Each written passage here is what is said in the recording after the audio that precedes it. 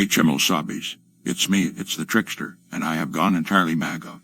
Don't you just love that Donald Trump? That man is breaking all of the chin in the swamp.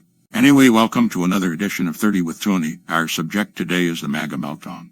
And I am glad they are melting down, and not me, which I would have resurrected to save America had she won. So sock it to me, baby. Oh, I'm so ready. Just one more kiss. Come on, baby.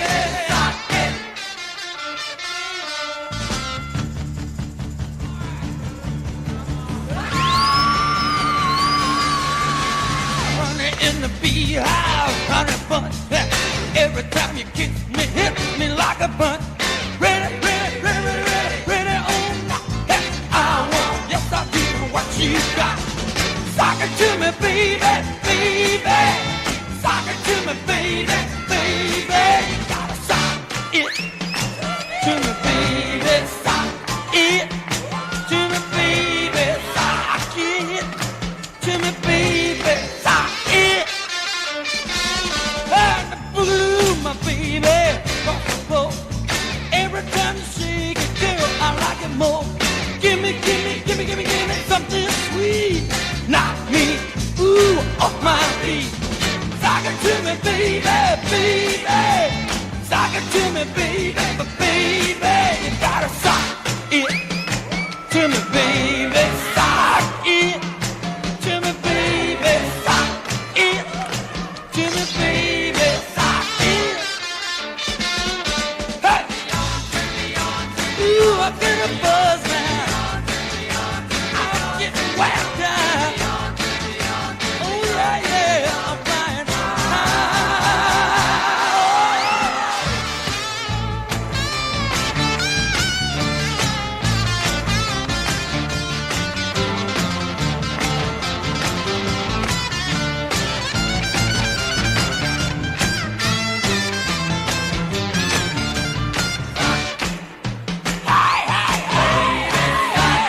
Oh yeah, yeah, yeah, yeah. Honey in the beehive, honey bun. Every time you kiss me, hit me like a punch. Ready, ready, ready, ready, ready, ready, oh no. And now I want, yes I do, what you got. Sock it to me, baby, baby. Sock it to me, baby, baby. Gotta sock it, na na na, to me, baby. Sock it to me, baby. Sock it to me, baby. Sock it.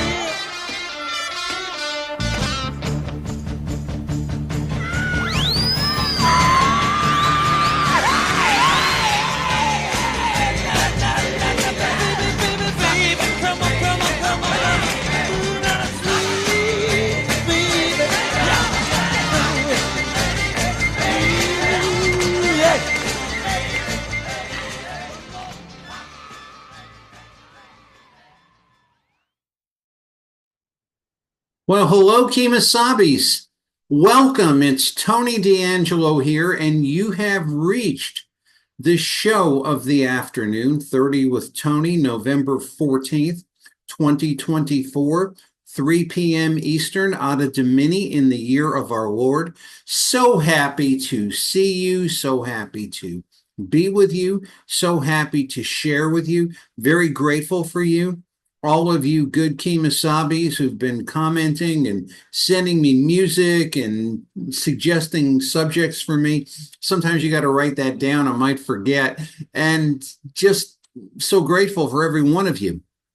Thank you for watching. Thank you for those of you that listen on the Lee Elsey show. And thank you for just being a support to me. It's really appreciated. Also grateful for our video and movie contributors today. And I think we got some really boss music. I mean, I know people that are just watching just because of the music. They really don't care about me very much. I had one crank, actually, a kind of like one of these anonymous Twitter people.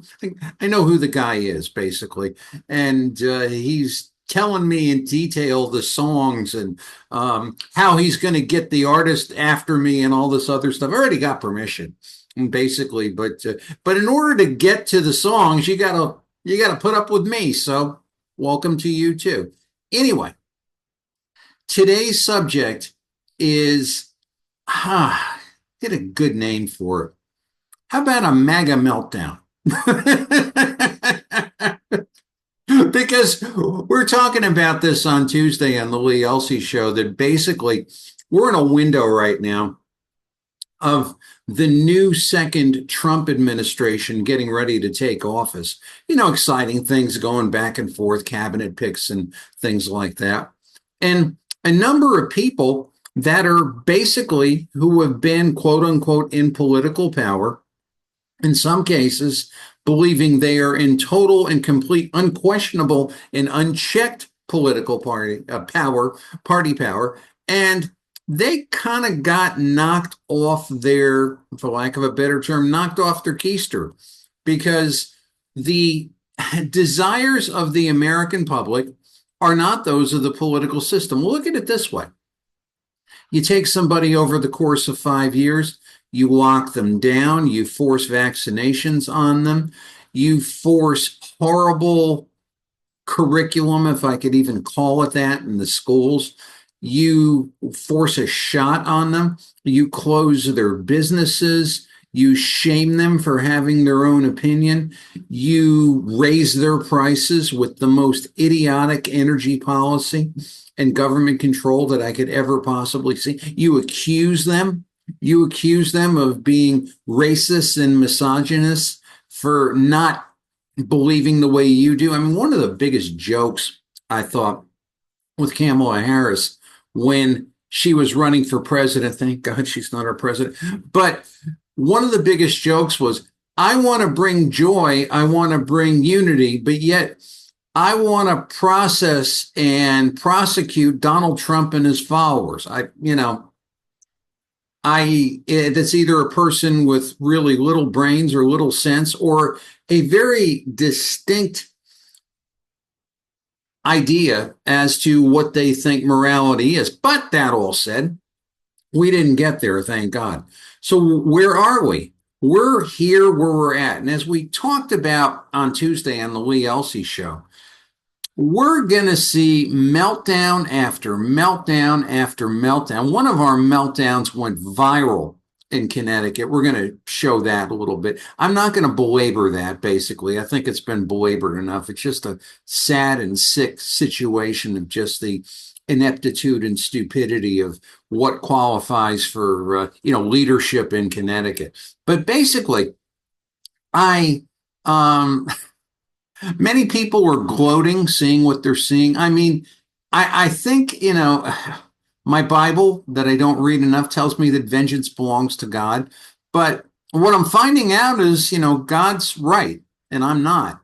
And in watching some of these meltdowns, I don't have to lift a finger, basically. I think you got to pray for some of these people because they're just totally and completely crazy and totally and completely bonkers. Like this past Tuesday, I was talking about these beautiful young women. It's terrible what these demo commies do to women. They confuse them. They make them question their gender. They make them question the beautiful God-given gifts that God gave to them, the beautiful faces, the beautiful skin, the beautiful hair, the beautiful bodies. Hey, I'm a guy, okay? Shoot me. And want to make them someone else and make them think that their bodies are an object of political weaponry. That's the whole thing behind abortion. That could take us to another show for another time. And so these beautiful young women are there in Libs of TikTok. It's not only the teacher in Cheshire shaving off their hair and looking like they are some sort of a concentration camp survivor to prove a point. Not really sure what the point is. You don't like Donald Trump? Fine, honey. Don't like Donald Trump, but don't mutilate yourself because of it. I don't like to look at mutilated things. Most sane people do not. And if you have any interest in attracting a young man, he's not going to be interested in that. Or maybe you're trying to drive the young man away because somebody told you that. I don't know. I don't understand it. Young people have it very rough today just because they've been, confused by so many monkeys and morons and demons and obfuscators. But that all said, we are watching the infrastructure meltdown.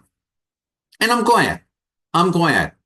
It has been too long having to deal with be very polite, the vicissitudes of Biden speaking to the governors, Kamala Harris, the unchecked border, the putrid economies in the blue states. We've dealt with all that for far too long. Now, I don't think for a moment that we're going to get everything right, exactly right. Utopia is coming. You hear a lot of that on TV. It's just going to be a much better world. I mean, I'm tired of spending $3.40 a gallon for gasoline. I want that to go to 180, 190, which it will when the Keystone Pipeline is open. It's like, let us take care of the environment, but we have resources. We need them. Our country's in pitiful shape. So handle priorities. Let us stop doing wind. Let us stop killing whales. Damn whale never hurt anybody. Politician hurt more people than the whale. But that all being as it is, you have a number of people now, we looked at some of them last week, who basically are floundering because they don't know what to do, or their great policy that they went into is an embarrassment, is an absolute embarrassment, and is being seen as such. The blinds and the blinders have been knocked off the eyes of many. And does my heart good. And there's a lot of good energy that I'm seeing, particularly from young people in my state who are interested in engaging voters to get rid of, demo-commie type influences that keep driving, my full state into the ground. And God bless you, happy to share an opinion with you, or guide you, or listen to you, or whatever the thing can be, and also to tell you maybe that might not be the right tree you're barking up. Bark up this one. I mean, the energy is there, the good heart is there. I'm so appreciative. We've awakened a lot of people, especially in a state like Connecticut. We've gotten people very nervous. I mean, basically, Democrat, Republican, Martian, German, Armenian, Presbyterian, they're all nervous because their little ideal of the world, they know now that they can't sell that without getting very tough scrutiny. And a lot of that scrutiny comes right here on Twitter. If Twitter was not opened as a free speech platform, thank God for Elon Musk doing it, we'd all be, we'd be walking in goose step as far as I'm concerned, because the demo-commie influence will do whatever it can. It'll lie to you. It'll lie to you and tell you how concerned they are and how cruel you are and whatever. But you give them the reins. Well, we just saw, 4 years of the reins and what that all means. So leave that as it is. And I'm not saying Republicans have been perfect either, but at least they haven't been abusive. And that's the part that, really to me is the most important. But let's look at a few situations that are happening that I think we're at the tip of the iceberg. I think we're like picking at the sprinkles and the cherry on the sundae, and we got a whole lot of ice cream to go. So bear with me as I do share. Thank you for being here again today. And I am going to go, I may not end up right where I want to go, but I'm going to go, I think, to here is the first place. Hey, I was able, I'm working with some new equipment, and I'm very excited about this new equipment. I'm working with a lot of new equipment, basically. And I had a good, I had a laugh. Maybe somebody didn't yesterday. I got called for, in my profession, cough, spit, choke, barf. I deal with money management firms. and a very good money management firm. They have compliance checks, and the manager, the fella whom I deal with, whom I like very much. I don't want him to change a thing. I wish I can clone him. And he wanted to, talk to me and find out how I'm doing for a research study. I pretty much told him to, long walk, short pair, because I do not want to be used as a member of an unpaid corporate research and development team. I like the corporation, so it's, I don't know how I got off on that, but basically I guess it's my attitude about new things. If it ain't broke, don't fix it. This is why my car is 16 years old. This is why I stay married. Actually, I think my wife would be very angry with me if I said that. Oh, she's not going to watch this show. But anyway, I love you, dear. Love you so very much. Anyway, in watching the meltdown, the Maga meltdown, a lot of you were here for this. Let me scroll this down. I think I'll give you a little better picture. Here's our boy, King Governor Ned Lamont, the unaccountable. Kind of like the ski jacket. It's like a 1960s thing. I had one like that way back when. And he's telling everybody that he himself is not going to pursue the electric vehicle sales mandate. And the reason why he's not going to pursue it is because he can't. Basically, he cannot. The Donald Trump administration has pulled the rug out of this whole sick, silly mess. And so Connecticut cannot say, well, you can only buy an e-car here, and you can only use e-cars here, and you can only drive on the highway with an e-car. And if you have a gas car, we're not going to have gas stations and things like that because, there's such a thing as federal law, and there's restraint of trade, and there's the interstate commerce law and a whole bunch of other things. But, you had the unaccountable and a bunch of lunatics in the legislature and the DET. Hello, Garrett Ucolito. Hello, Katie Dykes. Nice to see you. Who thought that they could defy gravity. So because of you guys getting behind, what I was privileged to do on the Lee Elsey show and tell you exactly what was happening in the automobile industry, telling you exactly what was happening with Detroit and how Detroit was running things into the ground and how Kathy was telling me yesterday, and this is the thing, I've been out of it, $90,000 for a truck. I mean, I'm sure the economic worth of that truck, if it's a fine truck, it's a fine truck, but it ain't worth no $90,000.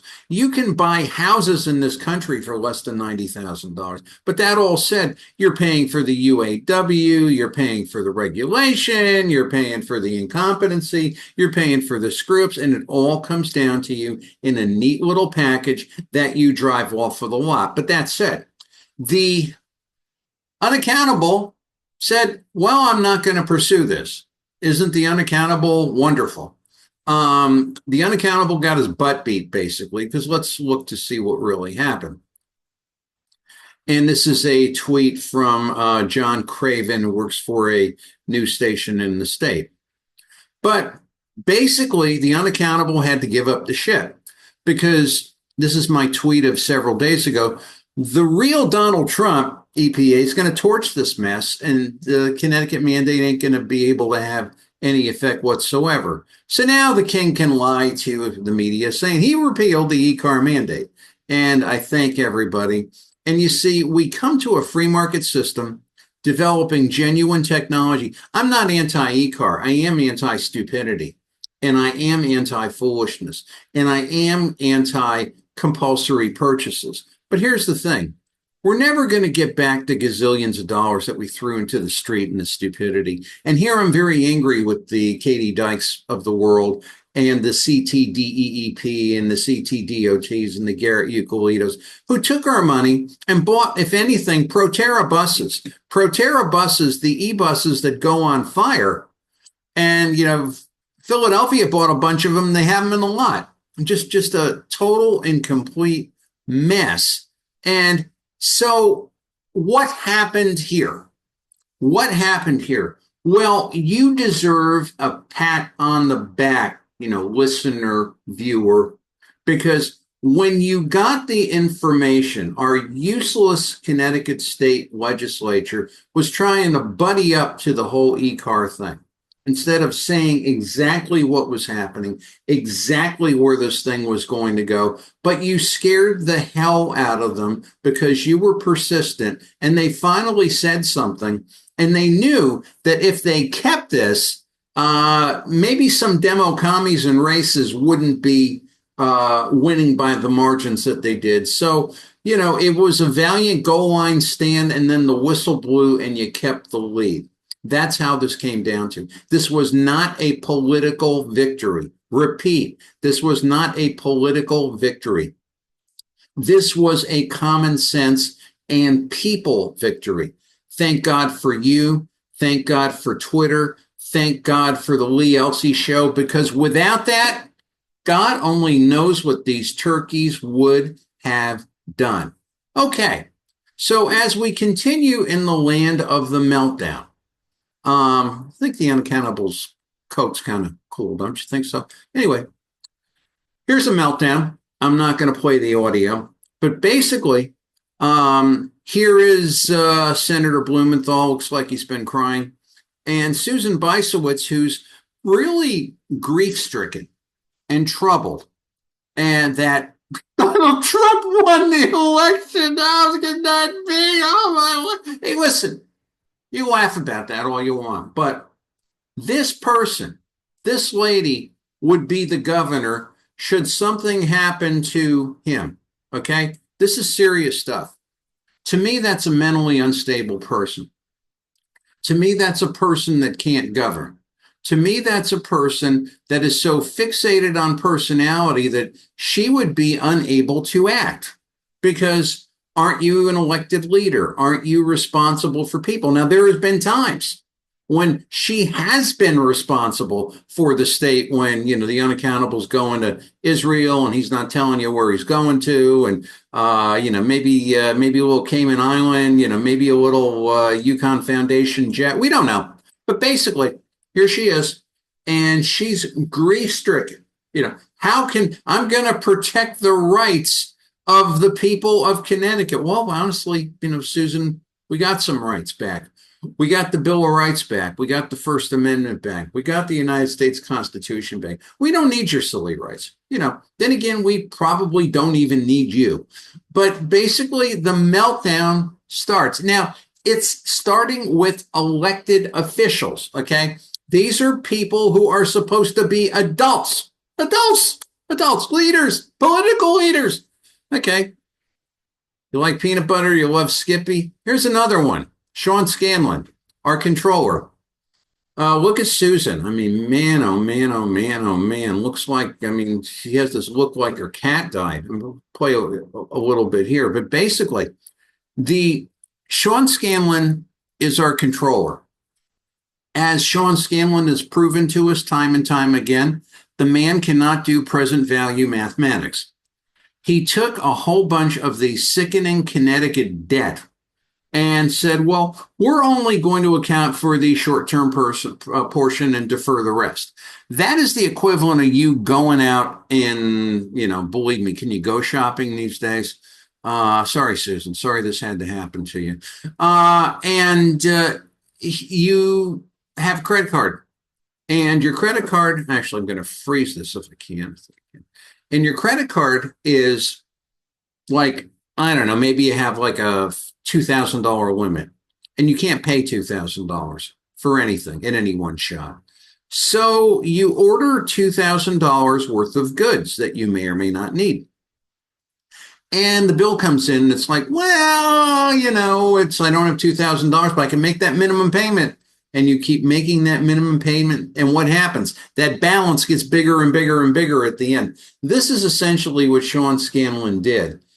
Sean Scanlon's also the paterfamilias of our inept state mandatory retirement plan.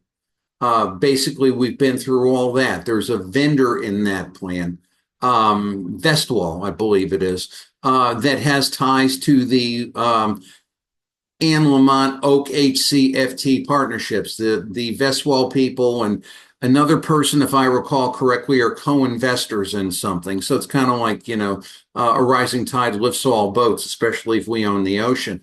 But that all said, the Sean Scanlon's concepts of finance are dangerous. They're dangerous. And this is a man who's only concerned about reaching higher office. I heard him on the radio, was yesterday. He was on another station and he was talking to the host and, very, very bummed out about the Trump victory and said nothing whatsoever about fiscal policy, tax policy, savings, obligations, bonding. That's what I want to hear from a controller. He was talking about how the Democrat did not reach the voter. I know where this kid's mind's at, and it's not where it needs to be. But the meltdown here will continue and continues even more so. You can see Senator Blumenthal, and then you look over here, and there's, let's see, Bill Tong, Senator Blumenthal, Sean Scanlon, Susan Bisowitz looking like her cat died, and the unaccountable wondering, hey, what's going to be happening for me? Because when it comes to the unaccountable is not concerned about you. He's concerned about him. Okay, here's another one on the meltdown trail.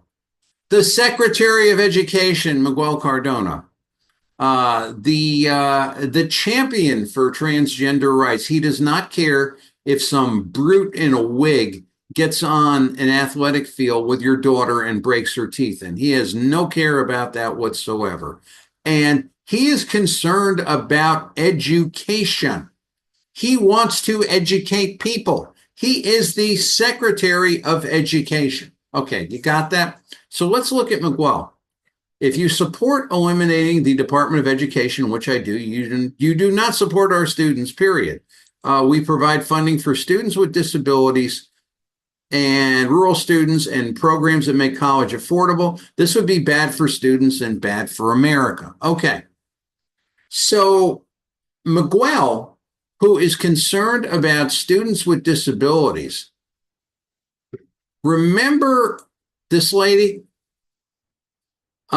This is the teacher in Cheshire, Connecticut. Actually, let's just see here. Annie Dunleavy. And she had a major viral, violent, threatening meltdown. Again, she's a teacher of a special ed teacher, threatening everybody on the planet, basically. Giving threats to me, what she would do to me because I voted for Donald Trump. Now, one thing, that's a hideous face, for crying out loud.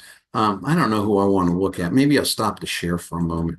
Just that's chilling to me. But basically, how can I put it?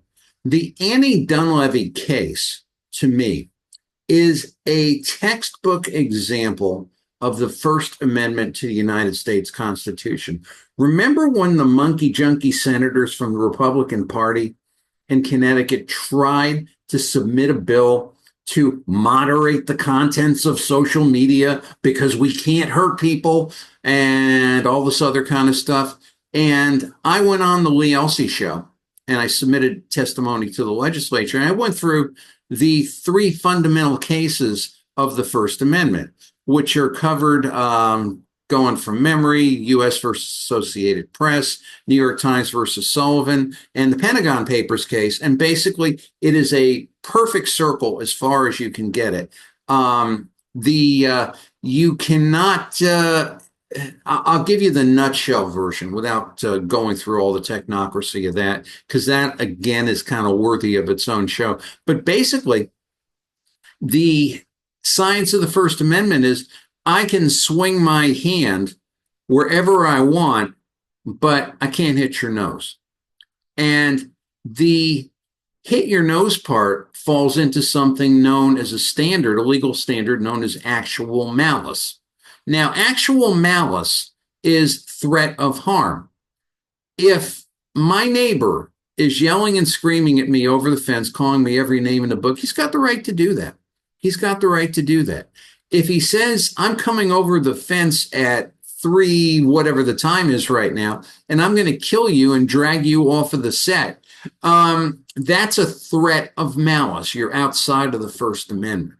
In other words, you can say under the terms of the United States First Amendment, whatever in the heck you want, but you cannot threaten harm, because as a surrogates court judge told me in the Bronx years ago, how many times does somebody have to say, I'm going to kill you, until you actually have to ascertain if they mean it or not, basically.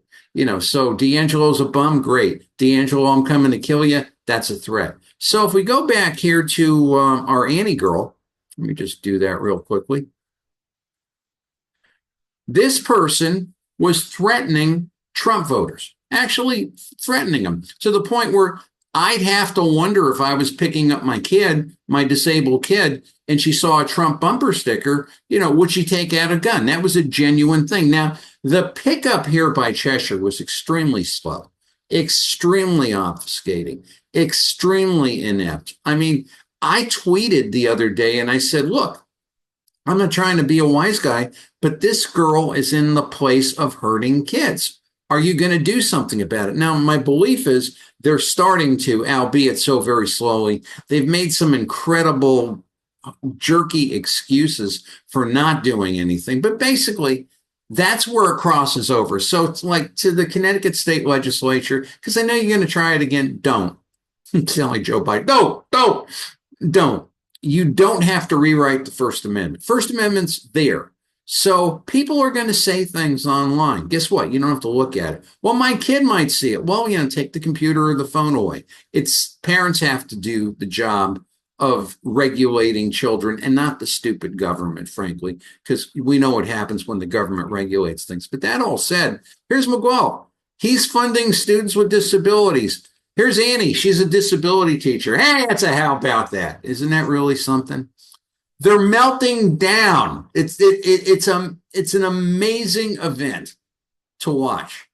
They just can't cope with a normal world. Maybe because they're not normal, and they tried to make us think that their normal was the normal. We're finally coming to the realization now that it's not really the case it was. But anyway, here's another event, if you will. Young lady whom I admire for her tenacity and her willingness to do things, who sees a wrong and wants to fix it. Kate Prokop. She is on a quest to register voters in the state of Connecticut and to break the sick grip that the demo-commie machine has had on Connecticut for many years. God bless her in her work. That is the right attitude. Now, one of the things we're commenting yesterday, and one of the things that she makes a very nice tweet here, and talks about semaphore, and she made a comment here that this was technically allowed, what Ned Lamont did, and I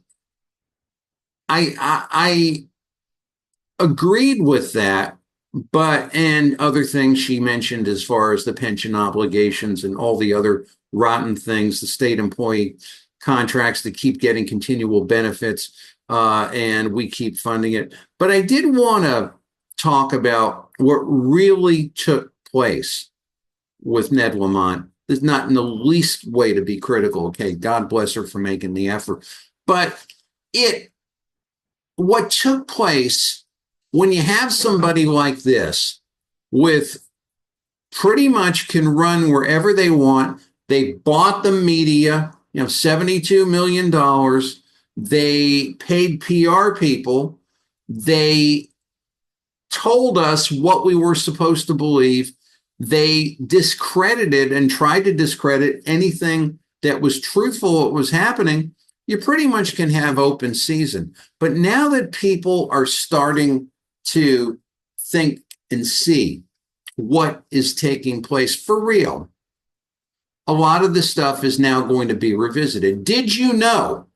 Haven't really gotten time to talk about this yet, but did you know that Governor Andrew Cuomo, his buddy, Andrew, Andrew is being referred criminally by the Congressional Committee on the Coronavirus for lying and obfuscating and things like that. They followed, the same nursing home playbook, which came to them by McKinsey. They don't have the minds really to think about anything. They will do what they are told to do by quote unquote technical people. Phil Murphy in New Jersey too, the same crap.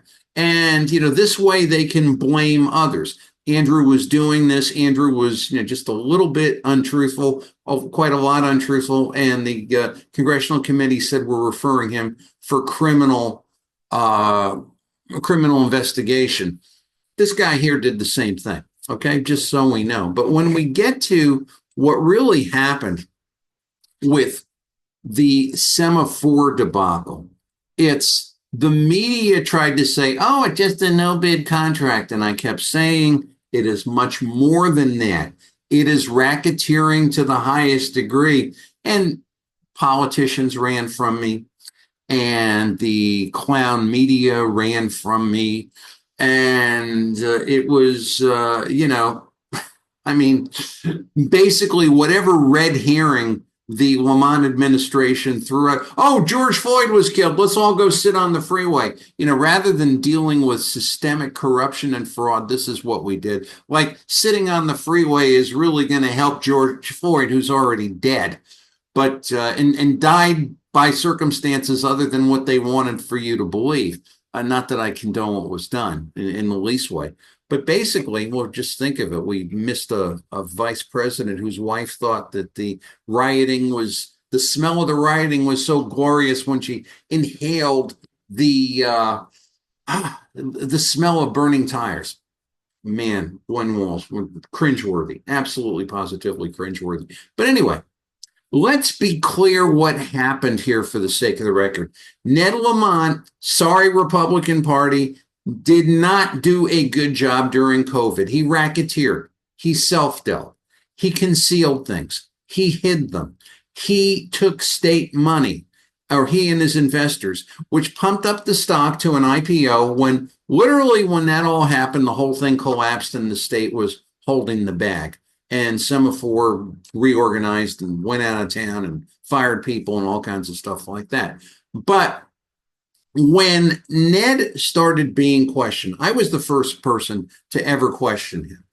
They want to credit the legitimate media wants to credit the first person that was in the legitimate. It's crap. I was the first person to do this. And and not that I'm a genius, because it was just so freaking obvious. So what he did, and this was something we worked at for a number of days on the show, on the Lee Elsey show, and it's a jigsaw puzzle. It's still a jigsaw puzzle. And when we put the whole thing together, we saw what was taking place, and we're still doing it. So what did Ned do? The first thing he did was getting used to this new equipment and this new computer. The ethics plan, remember that? We're ethical. We did everything right, and we did this before the fact. It was passed off as a blind trust. Two things. Number one, when somebody self-constructs ethics and they say, I have clean hands, the first thing you've got to wonder is, what are they doing and why are they doing it? Are they trying to mislead you? Are they trying to go another way to make you think about something else that they're supposed to do? Well, our clown ethics department never, ever, ever, ever considered such a thing. And so basically, he then told the media, I've got a blind trust. This is not a blind trust. There was supposed to be an independent intermediary appointed, but basically, that person is not a blind trustee. That person is like a power of attorney. For example, if I gave a power of attorney to George Colley, and I said, George, I need this check in the bank by 3 p.m. on Tuesday. Would you kindly do that? And George says, yeah, sure. And he forgets to do it. I cannot sue George Colley. As much as I may trust George Colley, I cannot sue him because powers of attorney are totally voluntary. This independent intermediary thing, this was just a power of attorney. So it's not a trust agreement. A trust agreement is like I had with Nicholas Brady, Secretary of the Treasury in the first Bush administration. You sign off your assets and you don't see them until you come back from office and you're handed an accounting and you see what these people did for you, and you cannot communicate with them. This was nothing of the sort. So basically, he told all the clowns in the legislature and the media and everybody else that I am ethical. Now, but what did he do? He told them that the ethics department, he told them only to look at if I deal with the state and if my spouse deals with the state. Never, ever, ever, ever did the question come to mind as far as what if my spouse is in a partnership that's dealing with the state. Now, if you know anything at all about partnerships, they pay no taxes. They basically are formation entities, and they are known in the trade as pass-through entities. And I have that here in the tweet. That goes directly to the partner, so that if you and I are partners, if the income and expenses flow to us and we account for them, we still get the economic benefit, but it's not us dealing with the state, it's the partnership. Got it? Fine distinction, but very important. Now, they constructed this sham ethics plan. Notice they don't bring it out anymore, basically, because they know what they did. This was executed in May of 2019. Now, the formation of the offshore OKC FTLP3 was August of 2019. So all this was malice aforethought. We're going to get them focused on us. We're going to set up a limited partnership, and then we're going to start stocking up on this equity called Semaphore that is going to be involved in COVID testing. Now, notice in doing that partnership is not covered by that ethics agreement. This didn't all happen by accident, folks. Okay? And I make the comment, criminals go to jail for this. It's called racketeering. Now, then when the pandemic actually hits, you can talk about whether the legitimacy of that and how it got here. The business of the pandemic was in a little committee called the Reopen Committee. And the Reopen Committee had, quote unquote, the business leaders and the medical leaders and everybody who was involved in everything. And the, how could I put it? One fundamental person in this committee acting secretly because nonprofits in Connecticut get a cloak of secrecy. Why are you doing the business of the public welfare in a secret committee? Was Scott Gottlieb, MD of Pfizer. So you got one guy hawking testing and another guy hawking vaccines. And we've been through what, quote unquote, the world they were planning. They wanted COVID-19 to be around forever and effectively govern us. That is clear and that is documented, and I've got the document. Now, so if you want the Monarch Notes version, we talk about that. Some people say the Cliff Notes version. I'm a little older. I use Monarch Notes. The CEO of a state unduly influenced the lawmaking body and then constructed a workaround specifically skirting that influence. And then the CEO crafted a lockdown captive market for a product based on these maneuvers and planned for the use of that product in a closed door room that no one other than myself wants to see. I mean, why can't we see what happened in the Advanced CT Reopen Committee? And you go down all the other myriad frauds of Ned. There was an IPO after taking all the state money. This hot stock in COVID was over and information got out, crashed and burned. What about the digital currency group? We talked about that. The digital city that the Lamont Empire was trying to build and didn't, because the crypto market cratered. What about the $90 million in the Cayman Island-based Horse Barn Hill Investment Fund at the Yukon Foundation? A partner with the foundation was BlackRock, who was a major partner in Semaphore. Does anybody ever ask that question? Yukon continually cries the poor mouth. You go on the campus and people are, actually, truthfully, why that campus had to, build to what it did, basically for whatever reason is somewhat beyond me. for the practicality of education. But that all said, for what education is, or what kind of education, we're going to do this and somebody's going to walk out with a degree in either racial equity or gender studies or something like that, or maybe DEI, an MBA in DEI. But basically, whenever I bring up, you're crying to poor mouth, what about that 90 million in the Cayman Islands based Horse Barn Hill investment fund? No one ever, ever, ever, ever, ever will have that discussion with me. They kind of run and hide at that point. And, and I mentioned this, and I'm glad I did. Shame. Shame on all the cowards and the politicians that continually look the other way. What are you guys afraid of? Unless you're in on this, basically. I mean, this is like, these questions are not going to go away. I'm not going to keep quiet. Others are not going to keep quiet. This is what happens when you have one party rule. You have totally compliant bureaucrats more or less doing the king's bidding, and the taxpayers have to pick up the difference. So we go on and on and on. And, you have this wonderful state-run media, or as my friend here says, my media partners, and you go ahead and this is what happens. And my last comment was, honestly, Frank Needy never had it so good.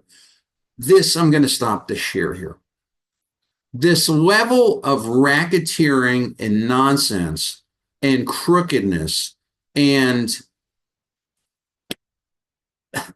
continually dancing around the elephant in the living room, when we all know the elephant's there, he's blocking every single exit, can no longer be tolerated in a state like ours. I can only hope and pray, and I do hope and pray, and I will work and hope and pray that the nonsense and the garbage that goes on in our government, in our cities, in our schools, in our towns, will be finally routed out, and defunded. I am happy with a Trump administration because we're not going to see this nonsensical wind power thing happening. We might see some wind power, which is good, but I mean, at the excuse of killing mammals and ruining marine life. And we're not going to see the useless building of apartments because we're not going to have this supposed housing shortage, which of course, we've got more houses than we do people, and unless you want to make, a welfare state, frankly, which is probably what they want to do. We're not going to see this massive thing of, we all depend on public transportation and lose our freedom to use our gasoline powered cars. We're not going to see these things. So basically, but we're going to see a lot of resistance in people trying to think that they are the ones who are above all, be all, end all, and will run as far as they can run. Now, I've been saying to everybody, your best weapon right now is not a gun, is not a slingshot, is not a firecracker, but knowledge of your United States Constitution and your constitutional rights. So somebody gets in your face, you can tell them what they're doing. That's one thing. Also, in my case, knowledge of my Bible. And we all should know the principles of our Creator, which is freedom, liberty, industrialism, capitalism, and productivity. Because basically, we're going to see this farce that we've been seeing become severely hampered because you can't do it without money, basically. And, Congress isn't going to be that generous of sending money to stupid places like New Haven, where the illegals are running wild. And that, of course, if anybody's interested in running against Rosa DeLauro, this is where the witch melts down, basically. I mean, because she's not going to have, quote unquote, her biggest narcotic, which is to throw money and walk out and say how the government and the Republican presidency is failing its citizens. That weapon for them will not be there because it needs to go. It needs to end. We need a society where people can do what they want to do. Open a restaurant, open open a gallery, open, nice, neat things, and have some idiot bureaucrat come in and shut you down again. And basically, I mean, that's a whole lot harder to do now. It's a whole lot harder to do because of what we've all done, because of what's happened here.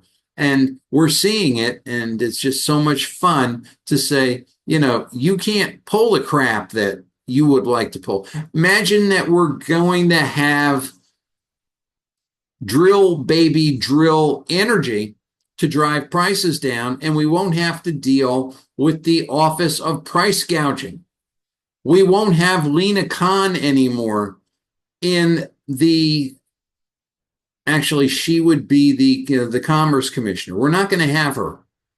And that nonsense of driving up regulation and saying that you're doing God's work, making it impossible for businesses to grow and compete. Thank God. Thank God. But I'm very excited about what's to take place, but it is hard to hide your excitement and let your excitement remove yourself from the effectiveness of what you need to do. So it's better to go slow and take it in as it comes rather than just getting incredibly excited in all directions and being unfocused and perhaps leaving something on the floor. This is my experience. Take your time and do it right. But, it's not going to need a lot of time to do it right because everything we need has been given to us by our Creator, and it's in the books that we need. It's in the productions that we're doing, and it's in the direction that we're going. This is Tony D'Angelo here on 30 with Tony. We'll be right back with the rest of the show right after this. God bless America. God bless each and every one of you. And God bless the freedom that we are about to enjoy. Thanks.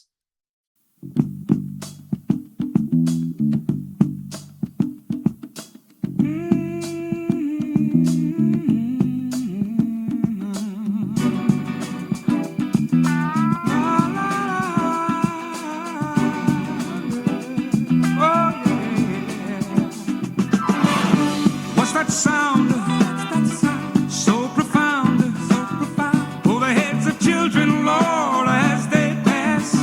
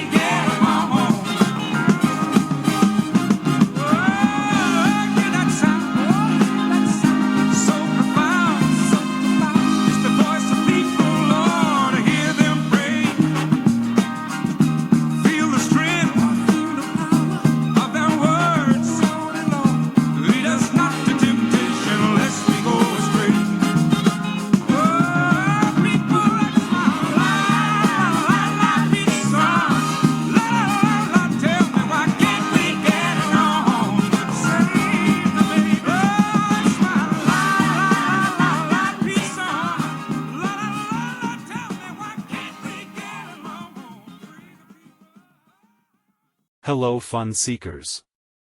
Since we like to mix fun with business, please enjoy another video classic clip, courtesy of the producers of 30 with Tony. Hello Chemo Sobbies.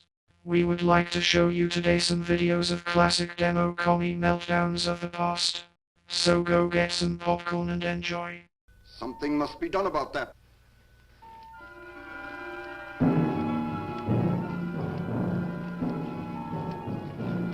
Stop him, Tanner. He's close enough. Turn off your electro gun. No! No! Stop him, Tanner! I can't get it, it's jammed! Stop him, you fool! Drop the gun to the floor, Tanner. The metal will break contact. How about a little fire, Scarecrow? No! No! It's burning! Go through that water! You cursed brat! Look what you've done! I'm melting! Melting! Oh, what a world! What a world! Who would have thought a good little girl like you could destroy my beautiful wickedness? Ah, look out! Look out! I'm going! Oh, oh.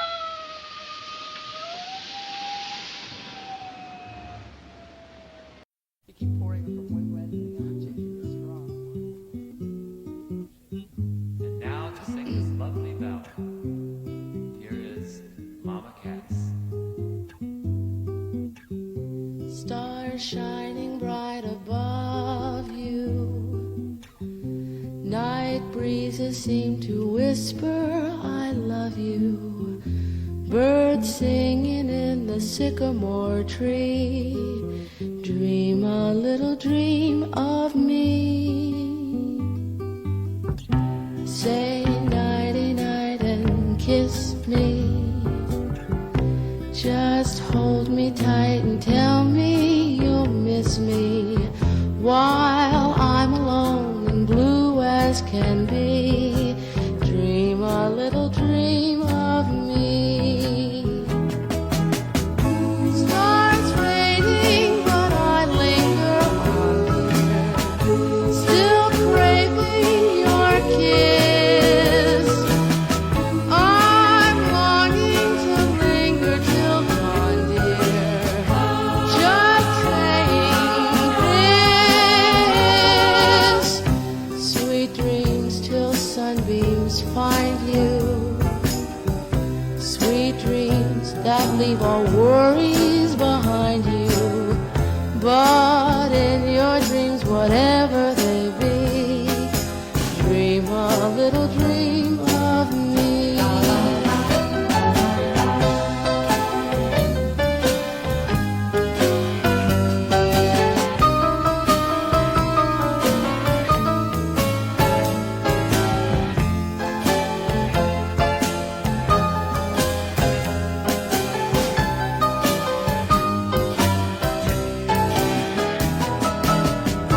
Stars fading, but I linger on, dear, still craving your kiss. I'm longing to linger till dawn, dear, just saying this. Sweet dreams till sunbeams find you. Sweet dreams that leave all worries far behind you. But in your dreams, whatever they be, dream a little dream of me. Da da da da da da da da da da da da